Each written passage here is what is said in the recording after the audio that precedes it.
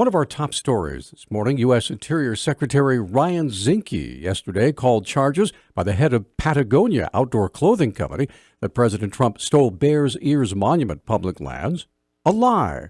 The first question Zinke faced during a press conference was from Wall Street Journal, the Wall Street Journal, referencing the charges leveled by Patagonia that federal lands had been stolen and the monument reductions illegal.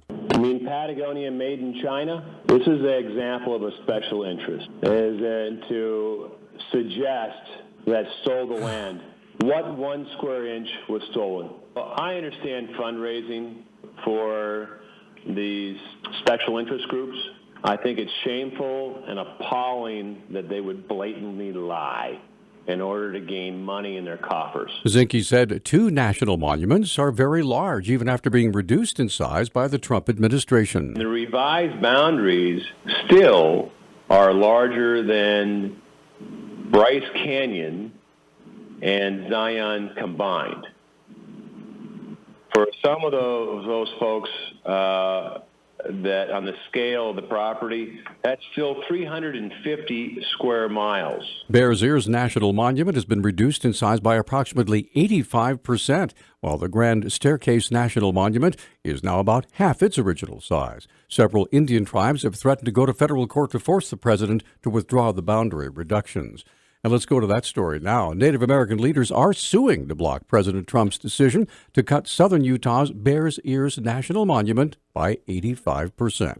A coalition of 5 tribes that pushed for the monument argued in a lawsuit filed in Washington late last night that the law only gives presidents the ability to create a national monument, not the ability to downsize one.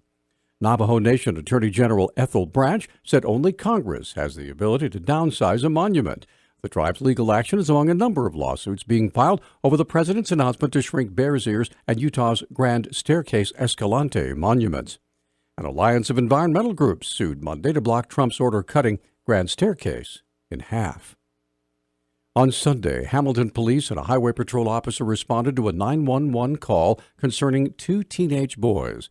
Hamilton Police Chief Ryan Oster explains. Our officers were dispatched to a residence here in Hamilton at about 7:47 a.m. on Sunday morning. The initial call come in of a person who wasn't breathing. When the officers got there, they located 2 juvenile males inside the residence, one of which was not breathing. The police officer and the highway patrolman attempted to administer CPR on a 16-year-old boy that had stopped breathing. Another 15-year-old boy was breathing, but also appeared to be struggling. We continued with trying some life-saving measures. It was determined that the one boy was deceased. The other was transported by ambulance to Marcus Daly Hospital. The investigation surrounding the circumstances of the one boy's death is still ongoing, but it appears at this point that it was an overdose of some prescription medications. Oster says he's heard reports that the 15-year-old appears to be recovering.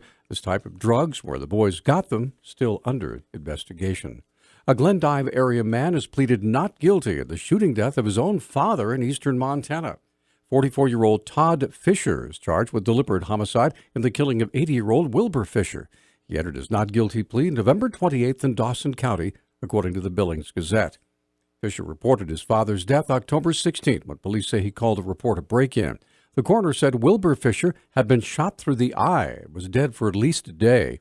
Witnesses reportedly told investigators Todd Fisher was stressed about having to care for his father and that his father often berated him. Court records say a gun was found in the bushes outside the residence. Many questions abound concerning the prioritization process used by the University of Montana to rate its programs in an effort to deal with budget woes.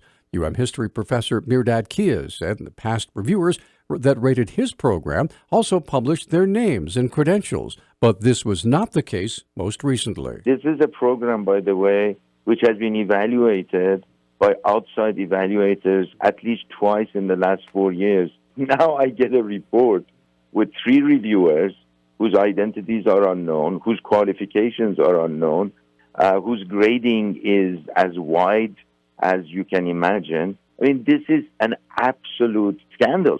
Kia's attorney, Quentin Rhodes, has officially requested a great deal of information about how the academic program and administrative services prioritization, or APASP, committee reached their conclusions, including minutes from meetings and how members voted. The constitutional right to know, we think, applies to those documents so that we know, who are these folks? I mean, we don't really care that much about their identities, but we want to know what their expertise is, what their experience is, and what their interest might be with respect to a particular program and what their bias might be with respect to a particular program. The information request was sent this week to University of Montana General Counsel Lucy French. Rhodes says he expects the information in a few weeks, but also said, quote, a refusal to disclose public information gives rise to cause of action under Montana's right to know and right to participate constitutional provisions, end quote. The Montana Department of Public Health and Human Services hoping to increase awareness about the risks, prevention, and treatment of HIV. HIV, STD, and Hepatitis Prevention Section Supervisor Judy Nielsen said there are approximately 630 people living in Montana with HIV. In general, Montana is a low-incidence state in terms of HIV compared to the rest of the nation, and we've been that way since the mid-'80s, always. Generally, we average between 20 and 30 cases. We have been as low as 9 and as high as 31. Right now, we are averaging, I believe, 30 for the year. According to Nielsen, being a low-incidence state can be a barrier because people are not aware the disease exists. Especially with the medicines letting people lead normal quality lives and even to a normal lifespan, it no longer has the advocacy or the attention that it used to. But we are trying to make physicians and the general public aware that the disease is still out there. Nielsen says chlamydia is by far the most prevalent STD in Montana. And finally, a Delta flight from New York City to Seattle had to make a stop in Billings after the plane's toilets stopped working and passengers just couldn't hold it any longer. The Billings Gazette reports the direct flight diverted hundreds of miles south on Saturday to make the emergency bathroom stop. When you gotta go, you gotta go. Our News Talk time now is 6:12. News Talk, KGVO. Missoula's official weather station. Not a bad day in Missoula as we'll see high temperatures near 32 degrees and mostly sunny skies this afternoon. Tonight, though, we'll dip down to about 15 degrees and then start to see a chance of some freezing fog early tomorrow morning. I'm meteorologist Anthony Franz for Missoula, KECI 30.